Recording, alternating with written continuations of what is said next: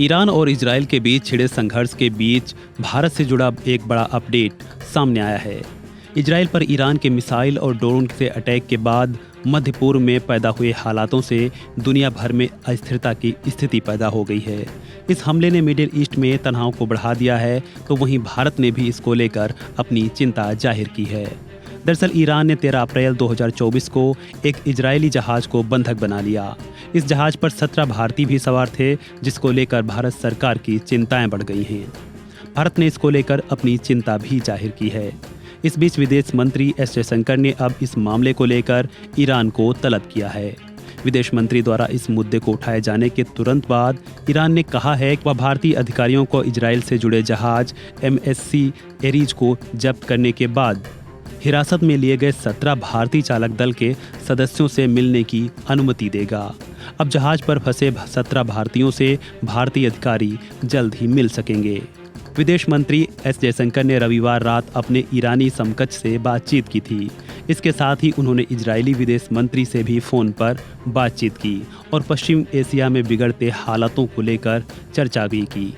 इस दौरान जहाज में सवार भारतीयों की सुरक्षित रिहाई को लेकर भी दोनों के बीच बातचीत हुई। साथ ही तेहरान से मदद का अनुरोध भी किया गया। विदेश मंत्री ने इसको लेकर एक्स पर पोस्ट करते हुए जानकारी भी दी थी। उन्होंने कहा था कि MSC एरीज के भारतीय चालक दल के सदस्यों की सुरक्षित वापसी के लिए बातचीत हुई। साथ ही क्षेत्र के मौजूदा हालातों पर भी चर्चा की। इस दौरान दोनों देशों से तनाव बढ़ने से बचने, संयम बरतने और कूटनीति की ओर बढ़ने को कहा गया। बता दें कि हाल ही में ईरान के रिवॉल्यूशनरी गार्ड्स ने हॉर्मुज स्ट्रेट से गुजर रहे इजरायल के एक जहाज MSC एरीज को कब्जे में ले लिया था, जो इजरायल के अरबपति आयल ओफर के जोडियक ग्रुप का बताया जा रहा है। यह जहाज संयुक्त अरब अमीरात यानी UAE के एक बंदरगाह से रवाना हुआ था, जिसमें कुल 25 लोग सवार थे, जिसमें 17 भारतीय भी हैं।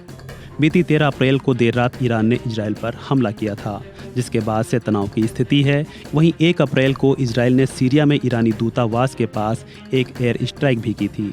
इसमें ईरान के 2 टॉप आर्मी कमांडर समेत 13 लोगों की जान चली गई थी, जिसके बाद ईरान ने बदला लेने के लिए इजरायल पर अटैक करने की धमकी दी और उसने इस कार्रवाई को 13 अप्रैल को अंजाम भी दे दिया।